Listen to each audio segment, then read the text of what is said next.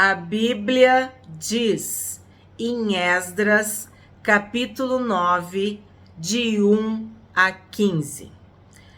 Precisamos contextualizar, porque este livro de Esdras, ele está num contexto da volta do povo de Israel para Jerusalém, para reviver, para restaurar e para reconstruir. Esdras é um sacerdote, um escriba, que está comissionado a restaurar o culto, reconstruir o templo e fazer com que o povo reviva os mandamentos, a lei do Senhor. Então nós vamos ler versículo por versículo deste capítulo. Acabadas estas coisas, alguns dos chefes vieram falar comigo, dizendo: o povo de Israel, os sacerdotes e os levitas, não se separaram dos povos de outras terras e das suas abominações, isto é, dos cananeus, dos heteus, dos ferezeus, dos jebuseus, dos amonitas, dos moabitas, dos egípcios e dos amorreus. O que a gente vê? Neste primeiro versículo, parece que é um resumo da história de Israel. Um povo separado por Deus, eleito, escolhido para ser santo, para viver de acordo com a palavra de Deus, com a lei de Deus, com os mandamentos de Deus. E o que o povo fez? Se bandeou para o lado pagão, para o lado das outras nações. E aqui chama atenção que não apenas o povo, mas os sacerdotes e os levitas. Lembra que eu digo para vocês que quem salva o dia são os sacerdotes, os profetas, os levitas? Pois bem, nesse versículo, nem os sacerdotes, nem os levitas salvaram o dia, porque eles também se corromperam, eles também fizeram abominações, eles pecaram. O que nós vemos nos nossos dias? Pessoas que se dizem de Deus, pessoas que se dizem pertencer ao povo de Deus, à igreja do Senhor Jesus, mas andam de mãos dadas com o mundo. Seguem o padrão do mundo, falam como o mundo, se vestem como o mundo, se distraem, têm o seu lazer igual o do mundo. Significa, eles professam uma fé, mas essa fé não vai para a prática, não interfere na sua conduta, no seu comportamento. É só da boca para fora. Aquilo não produz uma vida diferente, diferenciada, separada, santa, consagrada ao Senhor. E aqui é exatamente isso. Israel começou a viver de acordo com os vizinhos, de acordo com os cananeus, os heteus, os ferezeus, os jebuseus, os amonitas, os moabitas, os egípcios, os amorreus. Então, eles imitavam, eles copiavam, eles repetiam o que eles viam na vida desses povos. Assim como as pessoas hoje na internet, na televisão, nas redes sociais, elas copiam o comportamento do mundo, fazem o que o mundo faz. 2. Tanto eles como seus filhos casaram com mulheres desses povos, e assim a linhagem santa se misturou com os povos destas terras. Os chefes e os magistrados foram os primeiros a cometer este pecado. Agora te segura aí, coloca o cinto, porque é grave, é sério. O que ocorre nesse verso 2? A mistura. Sabe a mistura? A bagunça? A confusão? Pois bem, foi o que aconteceu. E me chama a atenção esse fato de que até os chefes, os príncipes, os reis, os magistrados se corromperam. De que forma? Casando com mulheres desses povos. Todos aqueles povos que a gente citou no verso 1 tinham mulheres. E mulheres bem diferentes das de Israel. Que faziam, que se comportavam bem diferentes. Se é que vocês me entendem. E os primeiros a desejar, cobiçar, querer foram os chefes, os magistrados, os príncipes, os reis. E aqui está bem claro, foram os primeiros a cometer este pecado. Nós estudamos Salomão e vimos que o coração de Salomão ele era dividido, porque ele amava Deus, mas amava suas mulheres estrangeiras, suas esposas, suas concubinas. E o que a gente está vendo aqui? Que tanto eles como seus filhos casaram com as mulheres desses povos. E aí o que tu acha que acontece? Tu serve a Deus. A tua esposa serve a um outro Deus, a uma outra divindade, a uma abominação, a um principado, a uma potestade. Aí, isso é chocante? É, mas ou tu é de Deus ou tu não é de Deus. Ou tu tá na luz, ou tu tá nas trevas, ou tu tá na igreja. Tu é a noiva de Cristo, ou tu tá no mundo perdido.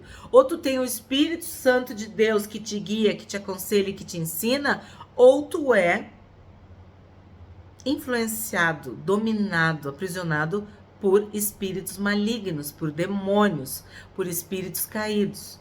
Então, vamos pensar nos nossos dias, 2024. Os rapazes da igreja, que foram criados na igreja, que receberam a doutrina, o ensino na infância, na adolescência, aí chegam na juventude, vão para a faculdade. Lá começa aquele blá blá blá, aquela ideologia, aquela filosofia, aquelas ideias contrárias à palavra de Deus. O que o jovem faz? Recebe. Ele não rejeita, ele não repreende, ele não se posiciona, ele recebe. Esse é um ponto. Outro ponto, ele tem amigos do mundo. Aí, domingo ele ia pro culto, agora ele vai pro futebol. Domingo ele ia pro retiro, pro congresso. Agora ele vai pro churrasco. E lá no churrasco tem bebida. Lá no churrasco tem droga. Lá no churrasco tem cigarro. Enfim, eu podia dar muitos exemplos. Ele é um jovem que ele para de frequentar os lugares junto com seus pais.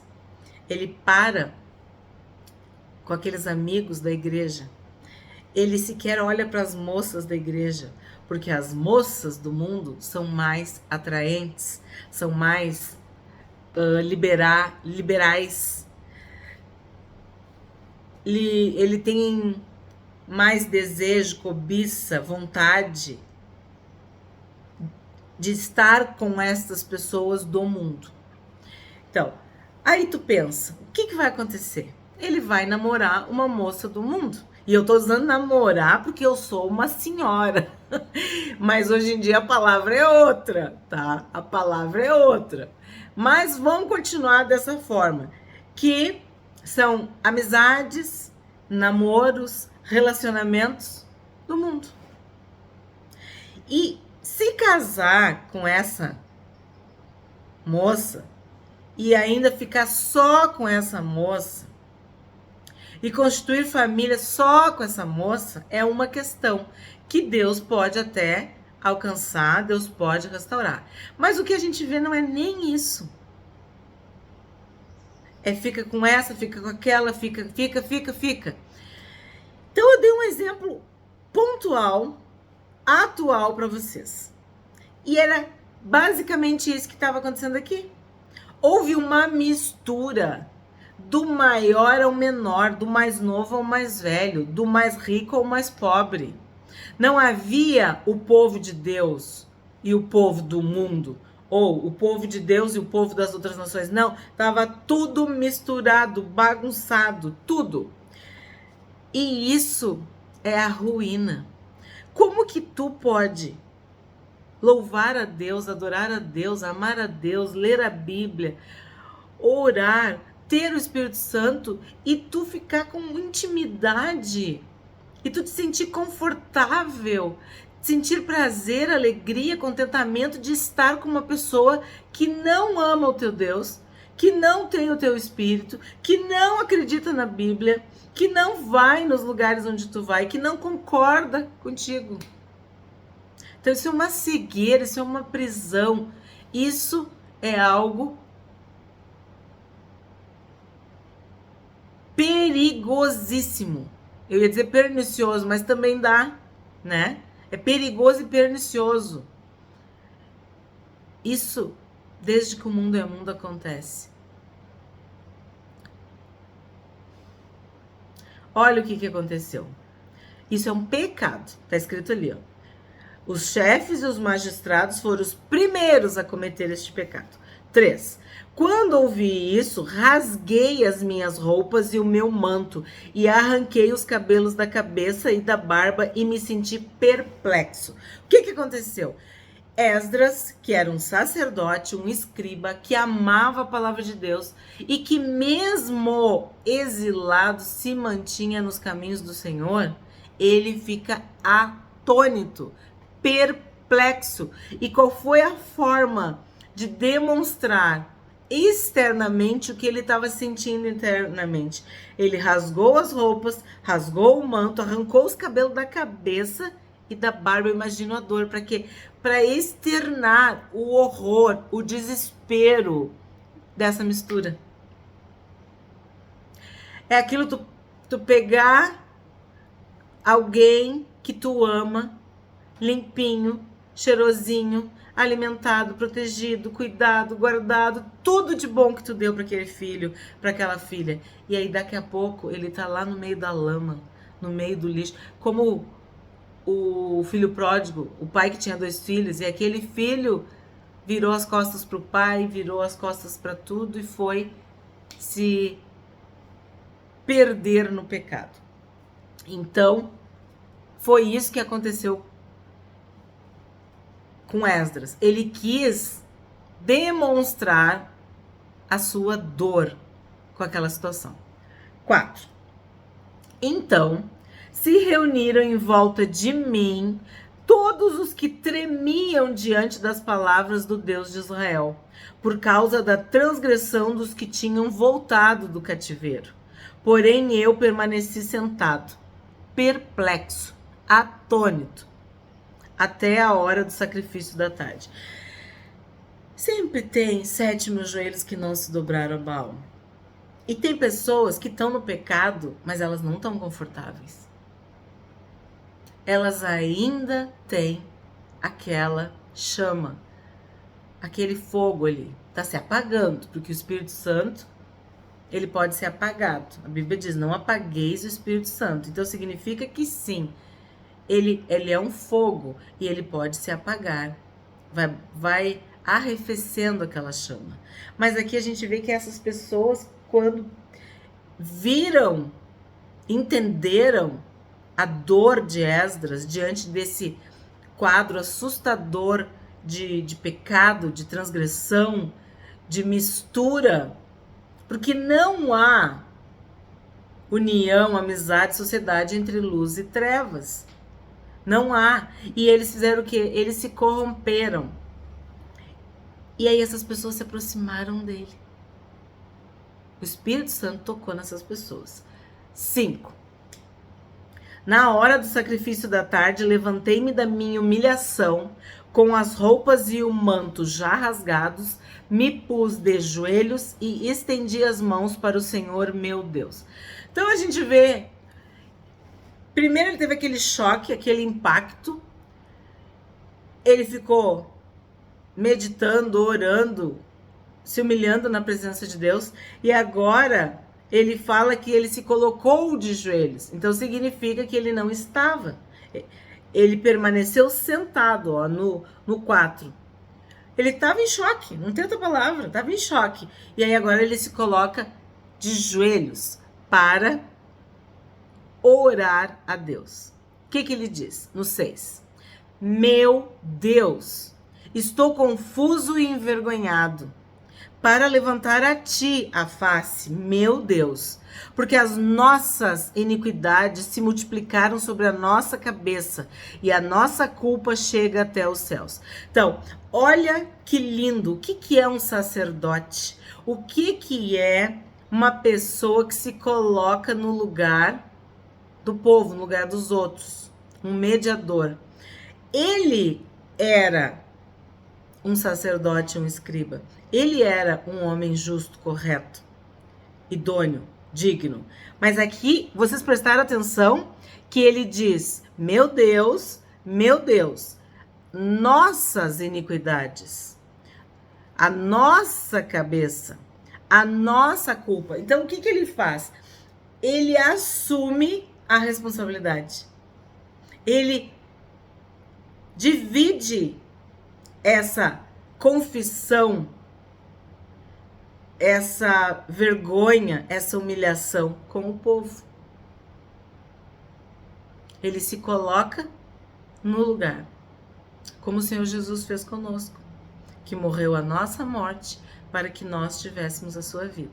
Então aqui ele está pedindo ajuda a Deus. Ele está confessando o pecado da nação, do povo.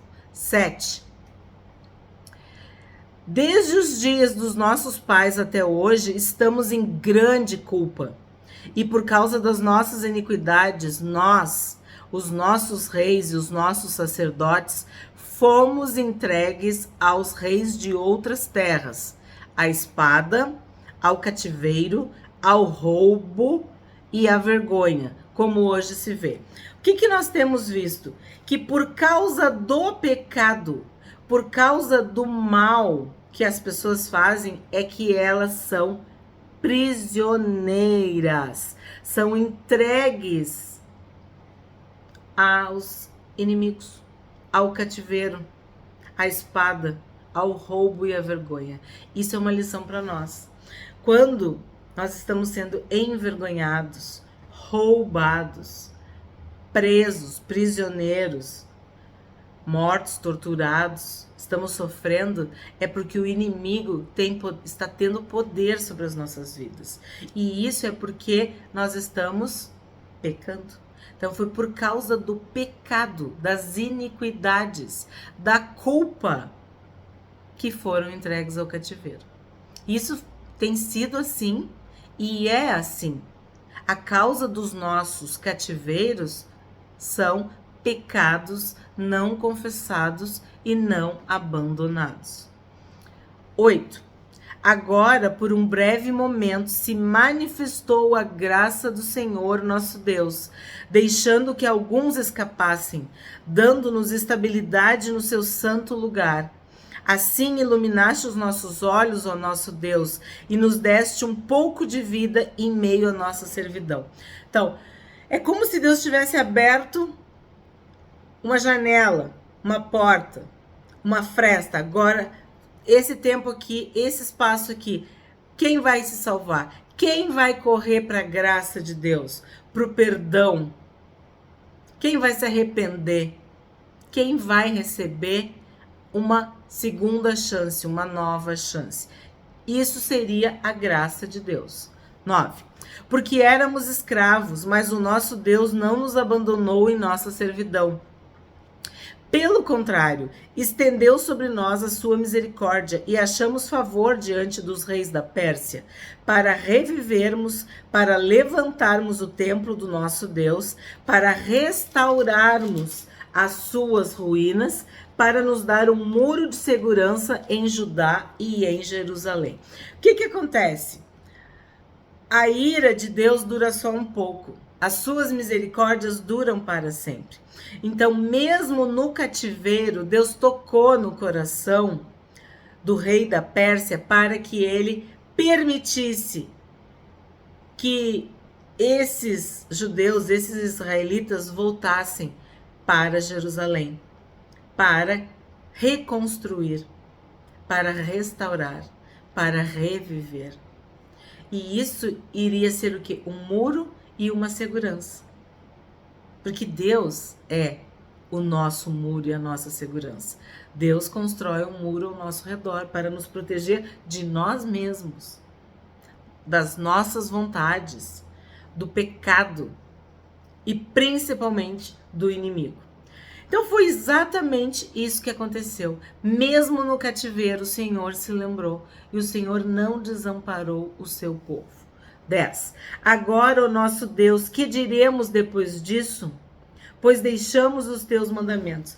Aqui ele confessa claramente a causa do cativeiro, a causa da vergonha, da escravidão, do roubo, de tudo que estava acontecendo, da humilhação. Era por quê? Porque deixaram os mandamentos, deixaram a palavra de Deus, deixaram a lei de Deus, exatamente como hoje. Pessoas que não leem mais a Bíblia, que não praticam o que está na Bíblia, que não seguem a voz do Espírito Santo, que fazem só a sua própria vontade. 11. Pois deixamos os teus mandamentos que ordenaste por meio dos teus servos, os profetas, dizendo: a terra em que vocês estão entrando para dela tomar posse é terra impura, por causa da impureza dos seus povos, por causa das coisas abomináveis com que, na sua corrupção, eles encheram a terra de uma extremidade à outra. Então, o que aconteceu? Os profetas alertaram. Os profetas são boca de Deus. Eles falam no nome de Deus, mas o povo não ouviu. O povo prefere ouvir aquilo que faz com que ele se sinta confortável. Não quer ser confrontado, quer ser confortável, quer se sentir confortável. Não quer ser confrontado. Só que a palavra diz que o Espírito Santo nos convence do pecado, da justiça e do juízo.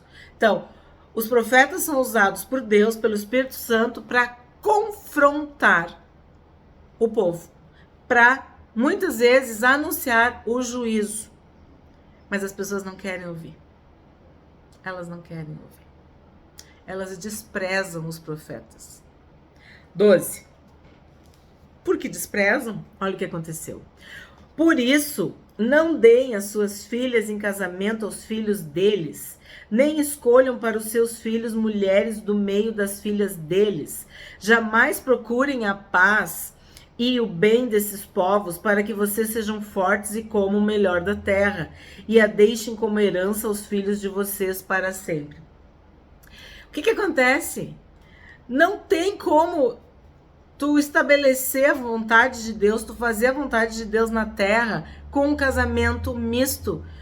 Tu ir buscar uma filha do inferno, uma mulher perdida, uma mulher que segue o mal, que vive de uma forma contrária às escrituras. E também, tu tem uma filha, tu não vai buscar um marido perdido, um marido que serve o outro lado.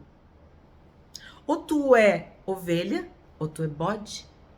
Ou tu é ovelha, ou tu é lobo.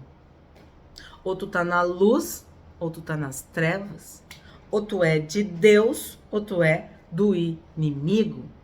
Então, e essa proibição vinha desde sempre. Tinha que casar com a mulher do teu povo. Tinha que casar com o homem do teu povo. Então vamos para o 13. Depois de tudo o que nos aconteceu por causa das nossas más obras e da nossa grande culpa, e vendo ainda que tu, ó nosso Deus, nos tem castigado menos do que merecem as nossas iniquidades, e ainda nos deste este restante que escapou. O que a gente vê aqui? Que sim, a causa dessa dor, desta vergonha, dessa escravidão, deste cativeiro, desse sofrimento todo, são as más obras, são os pecados, os erros, as iniquidades, a culpa. E o que acontece?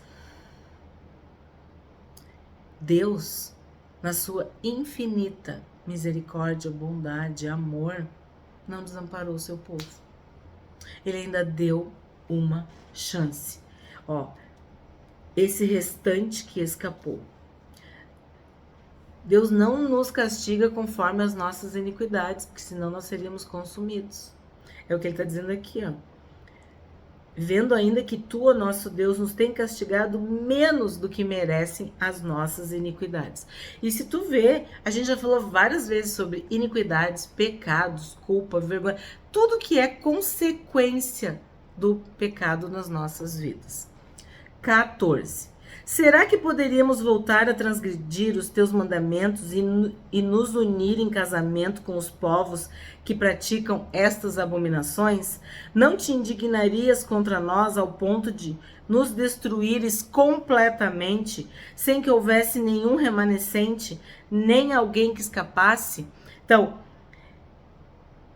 ele está deixando bem claro que tem uma hora que a ira de Deus transborda, e neste caso seria a destruição completa, que Deus se colocaria contra o povo.